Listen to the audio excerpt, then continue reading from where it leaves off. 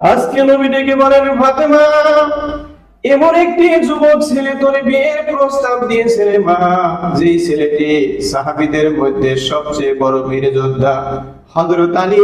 তিনটি গুণের কথা আল্লাহর হাবিব ফাতেমাকে জানালেন। ফাতেমা ঘরের মধ্যে চুপ রয়ে গেলেন।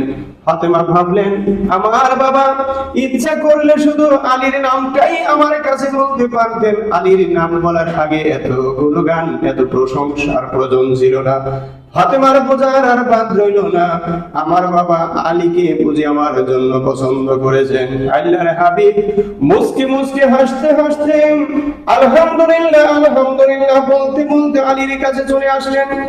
হযরত আলীকে বললেন, আলী তোর কপাল লাগছে রে আলী, ফাতেমা তোকে বিয়ে করতে রাজি হয়ে গেছে। এইবার টাকা করে পয়সা করে কি পরিমাণ জমাইছো আমার সামনে হাজির করো। হযরত আলী বলেন, হুজুর এমটি পকেট। আল্লাহর হাবিব বলেন, মহরানা আদায় করার জন্য টাকার প্রয়োজন হবে। হযরত আলী পুনরায় বলেন, এমটি পকেট। হযরত আলী বলেন, হুজুর হিজরতের পরে মক্কা থেকে মদিনায় হিজরতের পরে আপনার বাড়িতেই তো থাকি, আপনার সংসারের একান্নভুক্ত সদস্য আমি। নবীর ঘরে যদি চুলায় পাক হয় সেদিন আমি আলী খাই, আর যেদিন নবীর ঘরের চুলায় পাক না হয় সেদিন আমি মদিনার পাথর বুকে লাগাইয়া ঘুমাই। তবে যুদ্ধের ময়দান থেকে একটি ঘোড়া, একটি তরবারি, একটি ঢাল পেয়েছি। আপনি যদি আদেশ দেন তাহলে তিনটাই বিক্রি করে ফাতেমার জন্য আমি মহরানা আদায় করার টাকা নিয়ে আসি। আল্লাহর হাবিব বলেন, আলী যুদ্ধ বন্ধ হয় নাই, অহরহ যুদ্ধ লেগে আছে। তরবারি ঘোড়া বিক্রি করিস না, ঢাল বাজারে বিক্রি করে আয়। ডালখানা লইয়া হযরত আলী দৌড়াচ্ছেন বাজারে। পথিমধ্যে হযরত ওসমান গনির সঙ্গে সাক্ষাৎ।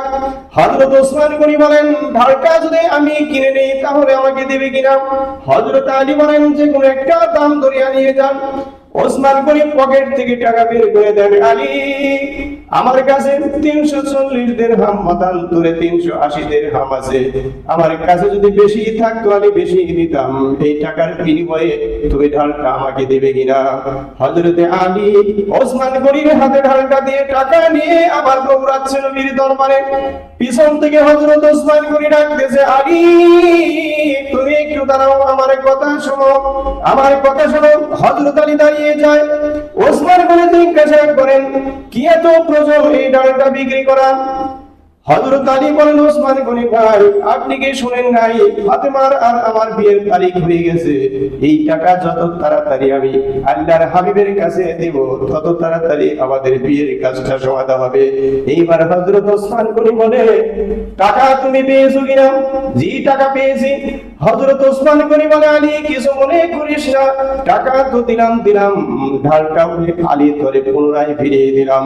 এই সময় হযরত আলী বলেন, বড় ভাই কোন কারণে আমার এই মুসিবতের সময়, আমার এই প্রয়োজনের সময় এত বড় সাহায্য করলেন? হযরত ওসমান গনি বলে, আলী